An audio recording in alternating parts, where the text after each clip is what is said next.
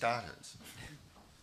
I was really pleased that you mentioned LGBT and I issues. I want to ask you, do you not see a role in what might be traditionally called conservative, you know, building society positively, but along those things? And how do you see, and this might be something for the other panellists as well, how do you see that positive cultural building potentially through the state rubbing up against religious freedoms? So say religious freedoms? Yeah, potentially. So I guess, yeah, and in particular I think of schools, for example, in Bendigo, particularly Christian schools that reserve the right to expel students if they're gay or lesbian, or if they identify as gay and lesbian. And so in that area I feel very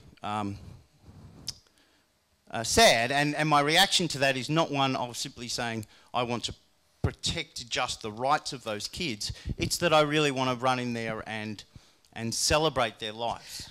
My point about formal equality is that is very heavily related to principles of human rights. And when you go outside of the space of formal equality and informal equality, you're talking more about issues of justice. Now, as I said, there's an overlap between them, but some human rights and principles of formal equality can undermine justice as well. And you know, we all talk about, for instance, how much we don't like discrimination, but I remind people that freedom of association is only discrimination when it comes down to it. I choose to associate with you or you or not with you depending on my value sets, and it has nothing to do with justice. So we have to recognise that there are some tensions there, but the key principle is that the government should never discriminate against people. So that's why I raise the issues around LGBTI, not just because I'm responsible for them, but because it's a classic example of where you actually still have explicit state-sanctioned discrimination, which is just completely and utterly unjust in 21st century Australia. And in fact, the more I think about it, the more it perplexes me that it still exists. And yes, as I said, it's related to marriage, but also exists in a lot of the application of government service provision, in particular health and education. That leads directly to the point you were raising before. And I don't think that, I think the tension between religious freedom and equality before the law is quite complex. And I'm actually going to be doing a big project in the second half of the year, because I don't think you can just jump to conclusions like some people would like. But when it comes to government providing services and funding services such as schools and such as healthcare, particularly through religious institutions, there has to be a recognition that the reason the government is funding them is because that is of the desire of a particular constituent group of people, and that just because they are of faith does not mean that they should be discriminated against either. Not everybody should be forced into a secular system, but that people shouldn't be discriminated against as the consumers of those services. So I think it's utterly unjust that we have in law that schools can expel teenage pregnant mothers because it violates their religious faith, or lesbian or gay or bisexual students because it is inconsistent with their faith. But should those schools within certain parameters and where it's necessary be able to choose the people who represent their faith, then of course I think the answer with that is yes as well. And so it's only through constructive dialogue that you recognise the tensions and try and come up with an accommodation of rights, because we can't just trounce the rights of religious freedom in pursuit of other justice causes as well, because that is a classic demonstration of using informal equality to compromise formal equality to address justice, but in the end hinders human rights as well. I think I've answered your question. Is there anything? Yep. I'll just add one thing very quickly, but especially in relation to LGBTI members of the community, there's a lot of assumptions that are made between how certain, including Islam, but how certain other community members interact. There's a lot of assumptions about that. But can I say that across the board, we need to get back to the truth of the matter, which is how do we recognise each other's humanity? Okay, so that should be the starting point, not whether or not I should treat people the way I should want to be treated. It should be, do I recognise and respect our common humanity together. And I think if we have that as a starting point, a lot of the other stuff will go away. The nasty stuff will just go away, at least I hope. Lydia in particular, thank you. That was a fantastic speech and raised so many different subjects. And I particularly identified with a lot of the stuff that you said. But while you were talking, I was thinking about the recent celebration of 100 years since the Gallipoli campaign, and thinking that really there's not a huge amount of difference. I mean, at that stage we were a young country. There's a tendency of all young men to want to go and fight for something. They identified strongly with a culture that we were now separated from officially by being a separate country, but they identified with the English culture. England wanted them to go and fight against people we had no argument with. And thinking back on that and how quickly and easily people took up the challenge and went off to war, it really doesn't seem to be all that surprising to me that there are young Muslims who identify with the way their religion has been attacked so frequently, wanting to take up that challenge and go off. And really, I'm surprised that there's been so few. Not saying that I agree with them, but I can understand in the same way as I can understand why the young men took off for Gallipoli. So I'm just wondering if you can comment on that. Anzac Day for me is something that I struggle with, because obviously I have family members who served, and my brother indeed was in the armed forces as well, in peacekeeping missions, but it's something that I struggle with because essentially it is, I respect and appreciate that Anzac Day should be a day that we remember all lives that have been lost in war, all wars, all lives. I am concerned that Anzac Day is now becoming almost a glorification and parade of our military power and of the glorification of war. It also concerns me that we're now glorifying it essentially, especially in regards to what's going on now. There are overlays, I agree with you, with what's happening overseas. And some members of the community would often say, for example, why are we glorifying a day where essentially we're celebrating foreign fighters?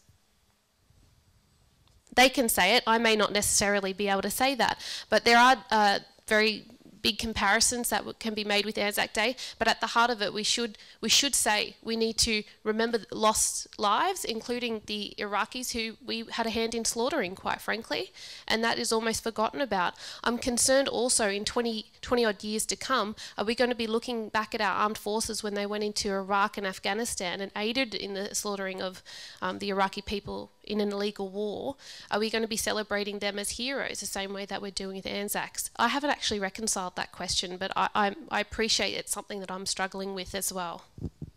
I wanted to ask a question widely to the panel. Yesterday, the CEO of Oxfam Australia, Helen, mentioned that the role of Oxfam overseas is about encouraging systemic changes to governments overseas.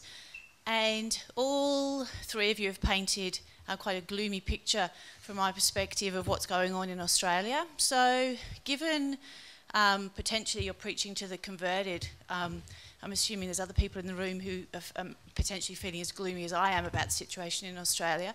I'm interested to know what your thoughts are on what we can do as people on the ground in Australia, and especially living in a regional town like Bendigo. Well, it's a process of education, and knowledge is power, and we ought to be careful, as I said, what our politicians tell us.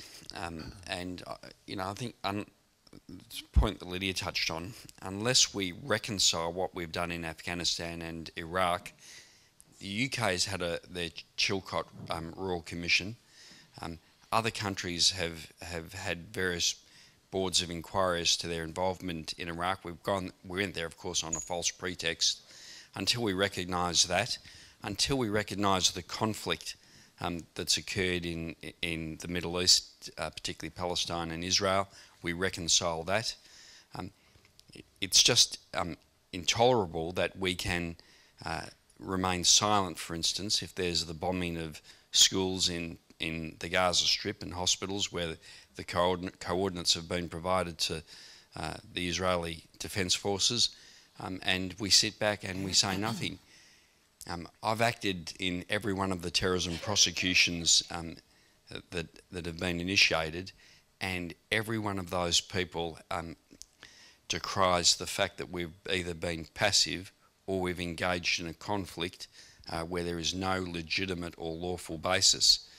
That's now recognised by all and sundry that we went to the Iraq War on a false pretext. So we need a bit of we need a bit of internal reconciliation of that point before we can move on, and it's not going to come immediately because, as I said, there's been bipartisan support for most of these events. Firstly, I want to say my intention is not to paint a gloomy picture of Australia at all. I believe passionately in this country. I believe in, we need to acknowledge our failures in the past, but I believe in our past, our present and our future, and I actually think there are lots of reasons why we should be very proud of our country and its enormous contribution and its achievements. But we are on a long march of the progress of history. We are on our own destiny, and that doesn't mean it's not blemished along the way and that we have to learn from them. And a lot of the most significant achievements of humanity have come directly because we've made the wrong decisions and then we've learned from them. So I don't think there's any reason to be gloomy at all. My general comment would be that too often the problems we create for ourselves now are symptomatic of the fact that we too often look to government to solve our problems as a society. I don't believe in that. The role of the government is to establish laws that establish, or the parliament is to establish laws that create a framework for the operations of society. Law is good for dealing with explicit acts, so it's good with dealing with the framework of the marketplace. It's good with dealing with whether somebody has murdered somebody or not. It is not good for issues around interpersonal relationships. It is not good for managing relationships between individuals where there is not an explicit act or there are issues of interpretation. It doesn't matter what we deem to be right or wrong, it is not good for that purpose. And I think what we need is a more active citizenry. Yet too often, to be quite frank, people who define themselves as activists say the solution for this is for the government to take more responsibility. That is wrong. The solution from activists should be that we all have to take more responsibility for our society and our community. Because in the end, it is the social bonds that civilise behaviour. And this is where we're right about the importance of common humanity. Adam Smith said in his theory of moral sentiments that people measure their conduct for wanting to be held in the good standing of others, and that is the practical reality. I can sit here and I can use certain words or terms and you would all think very ill of me, and hence I don't do them. Instead, I civilise my discourse. Instead, I recognise that our common humanity and the way you will judge me affects how I behave. You all do the same in your interactions. There are different standards and codes which are informal that operate all across society. And we need to be investing a lot more in the non-legal aspects of culture and governance of our society and turn far less attention away from the government or the law trying to solve all our problems. Can I just say that was a wonderful question, and it's something that at least that I'm asked very often, maybe because my speeches are always gloomy. But I think that firstly is to remain hopeful, because when you remain hopeful, that in itself inspires other people as well. I agree that civic duty or being of service to others is something that's often forgotten. But we just had a performance here by the local school. These are our future. These children are our future. And if we can encourage them to start talking about the issues that we're discussing as adults as well, we need to start planting the seeds. So we plant the seeds of service. We plant the seeds of understanding that we're living in a very complex, globalised society where something that happens in Palestine or Syria or Iraq or the UK or Italy, wherever, it affects our youth here as well. They need to have a safe space in order to discuss all these issues, whether it's as awful as what's happening in Syria at the moment and how we can allow children to freeze to death, why people are going overseas to fight. They need to have that space and a safe space where they can conduct their own inquiries and they can ask for help and assistance, but we're not telling them what to think and we're not telling them how to feel. We're basically there as a sounding board and directing them when they need to be directed, but we don't do enough listening to the youth. And that's a really big issue for me, because in 20 years' time, I've got a 4-year-old, in 20 years' time, this world, this country is going to be his. So I want to make sure that we're leaving it for everybody's children in the best hands. The other issue is as well, we need to start engaging more politically, especially women. We need to start engaging more politically. We need to start organising and mobilising with each other across the board. One of the things that we can do in the face of such hostility and adversity is basically to reach out and to forge out and strengthen our bonds between each other. And for example, I've received a lot of support from quarters of the community which I didn't necessarily think would be so supportive of me. But the fact is, we all are recognising that in order to struggle against these social issues, very big social issues, we can't do it alone. So the Australian public, we need to start trusting each other. We need to start, especially in the face where it's so easy to fall into mistrust and fear of each other and suspicion, we need to get over that. We need to start forging alliances with each other so we can move forward.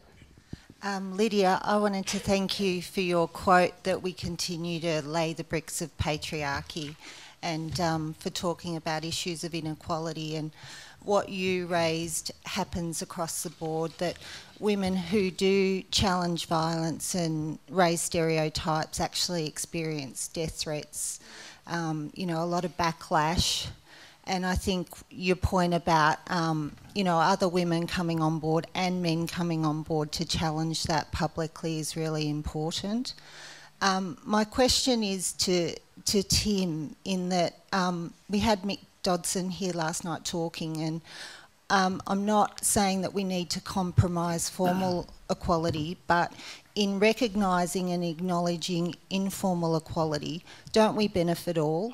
I've never said that informal equality doesn't matter. It does matter. Addressing it is very important. I'm just saying that we shouldn't be compromising formal equality in the process, because, as I said, you amount to advancing informal equality at the expense of somebody else's. And there are so many different issues that could be raised, but I presume Mick talked about constitutional recognition. Yes.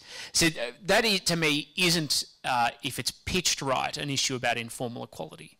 It's about formal equality. The simple reality is, when the Constitution was drafted, the federal government was given certain powers which are utterly inconsistent with a liberal human rights perspective on issues, because it allowed for state-sanctioned discrimination. There are sections of the Constitution which do need to be removed, particularly the race power.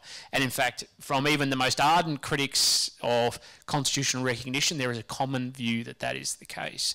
The question is what you then do in terms of recognition of Aboriginal Australians.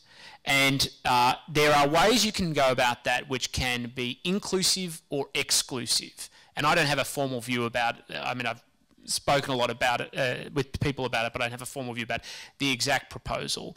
And if it's done right, it can actually be an inclusive process. One of the best speeches I heard on constitutional recognition was from Charlie Perkins' daughter, and her name has just escaped me, I'm sorry, at the Recognised dinner last year in Sydney, where she said, if it's pitched right, a process of constitutional recognition is not just about, for want of a better phrase, white Australia recognising Aboriginal Australia.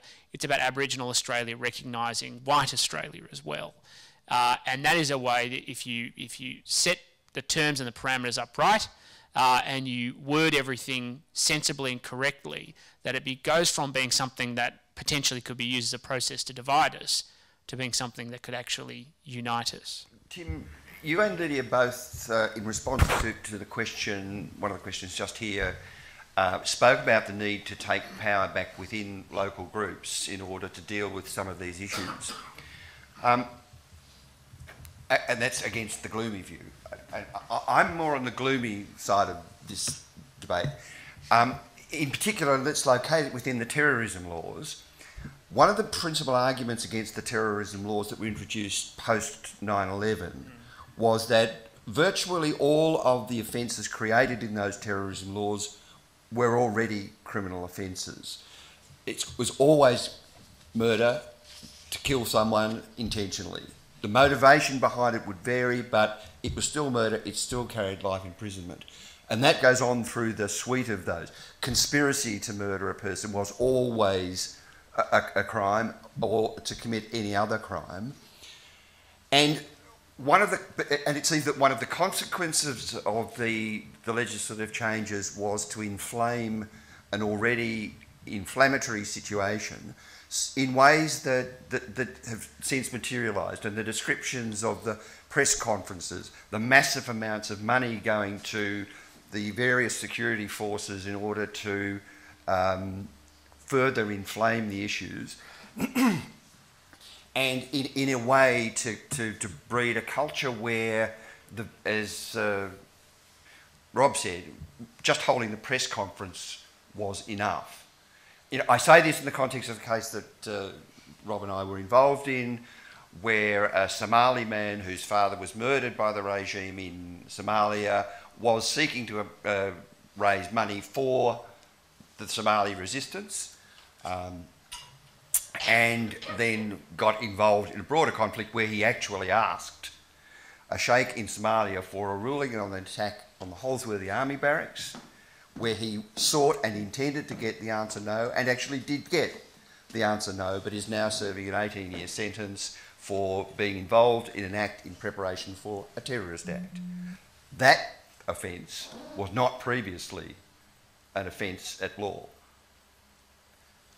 So, to come back to the question and the gloominess, when such intensely ideological issues are allowed to run, is it realistic to think that the sorts of community-based, cultural-based techniques available to combat the hysteria that is so easily produced from these political actions, is it realistic to think that in fact they can be controlled in that way, in these ways? No, and it certainly doesn't help when you have dog whistle politics as well thrown into the mix.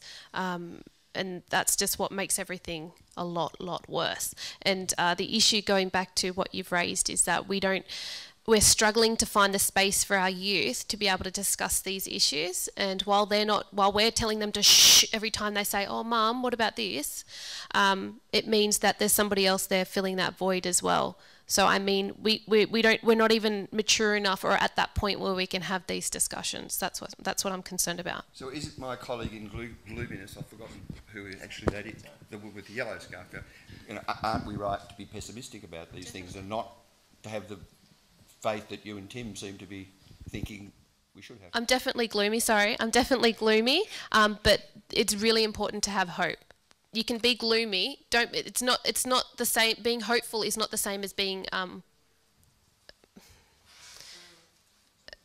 Yeah. All I can say is in relation to that, just you've got to. The issue is if we stopped being hopeful of what's going to happen to our country, the consequences are too big to even speak about. The consequences of what's going to happen to our country, to our community, to our children are too big to even discuss. I just can't even articulate what will happen if we don't stay hopeful. I'm gloomy inside, but you fight through it and you go against the grain, because that's what being hopeful, and that's what facing hostility, engaging in a context of hostility is all about. Sorry, Tim. Well, I maintain my position of being hopeful and being very hopeful about our future. Will the Human Rights Commission save us? So, oh dear. I'll return to my answer. I am hopeful and remain hopeful. You're absolutely right that sometimes individuals don't always rise to the moment at the moment. And I think that's what we need to focus on, because what we actually need to do is foster a greater culture of individual advocacy and people having a value set which is sceptical of government. You know, this is the core of my political philosophy, that actually questions what the government does and makes sure that they stand up, because in the end, the parliament only operates on the basis of political licence. And yes, you can do it through a formal election process, but we all know they pay attention to what goes on between election cycles as well in terms of voter sentiment. And when people are unhappy about the denial of basic liberties, then we are, of course, a much healthier society. But I'm sort of a bit with George Williams, Professor George Williams from UNSW on this, who's done major research projects into anti-terrorism laws, and raises, agrees with my general sentiment that Australia is a utilitarian society. But there is a point at which people start to question things and go, hang on a second, this is going too far. And that then prompts a counter backlash. So yes, I think people don't always rise to the moment at the moment, but I think people rise to the moment in the end, because there's only so far you can go before people realise that this isn't just something that affects other people they don't like or don't care about, but actually affects everybody. So I remain hopeful, but sometimes you have to, as I said, in the long march of human progress, go deeper down in order to be able to get the response you want and to actually improve standing. I actually am optimistic, believe it or not. And there's one example why I am optimistic. I look at the case of David Hicks. He was said to be the worst of the worst, having to be prosecuted in Guantanamo Bay. There was a groundswell of public opinion within this country that really that caused politicians to take a different view and caused him to be repatriated in the way that he was. The public view of David Hicks today is different than what it was in 2003. He's not the worst of the worst. He was an inconsequential figure. It's the same with Jack Thomas. But it is about dissemination of information. It is about knowledge and therefore power. And we are going through a difficult period, but I remain eternally optimistic, because I think that when people are informed, they may take a different view. And this is for Rob, I think, in relation to the effect of the foreign fighter provisions. I might have missed it, but are you aware of the status of the Australian man who was in Darwin, who went and fought for the Kurds, or said at least he was going to assist in some way, and I think has since returned? Also, what's the position if someone was to go to one of these deemed places, but perhaps have a change of heart, realise, no, this wasn't for me after all, or to become disillusioned and want to return? How do we deal with that? The PKK, or the Kurdistan Workers' Party, and its affiliates are proscribed organisations in Australia. So if you fight or support that organisation, you can be reckless or intentional, you can be a member formally or informally, you will be charged with an offence. If there was any person who'd gone to fight for one of the other organisations, Al-Nusra or Al-Qaeda or IS, they would have been charged. But our enemy's enemy is our friend. We've embraced the Kurdish cause because they're fighting the Islamic State. And so there's a political decision that has been made that people who support the Kurdistan Workers' Party will not be pursued. The Kurdish Association in Australia actively supports the Kurdistan Workers' Party, even though they are a proscribed organisation. So there's an issue about the selective application of the law depending on what the geopolitical situation might be at any one time. In terms of the Foreign Fighters Bill, if you go to a designated zone, even if you are there for a lawful purpose, you'll be charged, and then if you get charged with a terrorism offence, you'll need to establish there are exceptional circumstances why you are to be released on bail.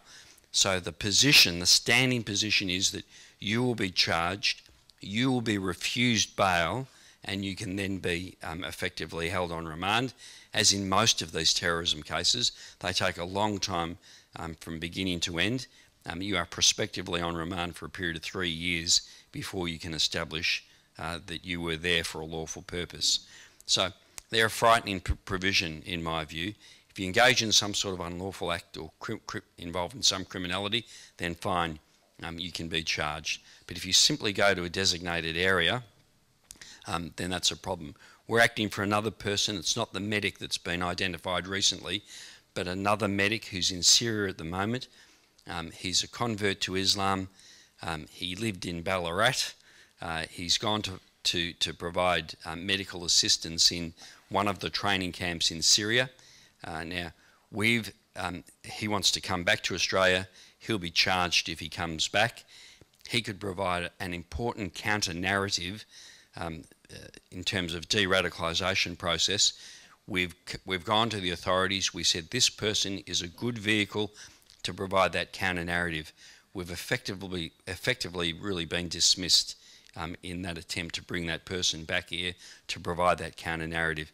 And I'm anxious that the rhetoric that the government espouses isn't in fact matched by their actions. The representatives of the Muslim community, when we meet with the AFP especially, and to some of the advisors of the AG's department, we've consistently raised the issue of returning foreign fighters who haven't engaged in fighting, but who are perhaps offering medical services, or children who want to return home as well. What are we going to do about them?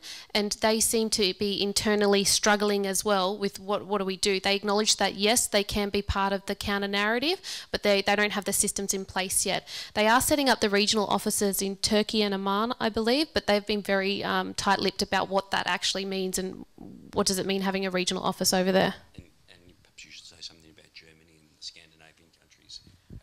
Yeah, so in terms of, I touched on it a little bit in Australia, bucking the international trend really where it comes to everything about counter-terrorism. But over in the EU, especially Germany, they have like a Hayat, it's called Hayat, a Hayat program where essentially they actively encourage foreign fighters to be part of a program, and they actively have a program in place that allows them to tell their story and to basically not mentor, but in a way get their story out to shatter some of the illusions and romanticism about going overseas and fighting and taking out arms. And that's been very successful in counteracting some of the propaganda that's out there. We don't have anything like that. On the 26th of August 2014, the Prime Minister announced a disruption unit team which is going to be set up in the AFP, and that was news to us, and I've been told that it was also news to the AFP. But essentially, we're nearly, what month are we in now? 2015, May 2015, and can I say that that isn't up and running? A few months ago, they were still writing the guidelines. We have significant concerns that it's not de-radicalisation intervention, because why would the AFP, the Australian Federal Police, be running a de-radicalisation program? It doesn't make any sense. We have concerns that it's going to be used just as a terms of criminal investigation tool, and we have such big concerns. We've said, a large number of Muslim organisations have said, we don't actually want to sign up for funding because we're not going to be a part of this. It's not going to work. We'll keep doing what we're going to be doing. But this program, we're hands off. It's not going to work. We get told at the last meeting, oh, we're pushing ahead with a pilot program in Melbourne and Sydney. Oh, okay. Is this after we've told you X, Y, Z concerns that we have about the program? Yes. Why are you still going ahead? We need to do something, don't we? Yeah, but don't we need to get it right? Oh, no one can give us any answers. Then they told us that in July, June or July, it's going, this de-radicalisation intervention program is going to be rolling out nationally. So they have less than a month to evaluate. That's code for they're not really going to have time to evaluate whether or not these pilot programs are actually going to be successful at all. Thank you, and thank you to the panel. It's been a very stimulating session. Can I thank you all, and thank you for the audience too.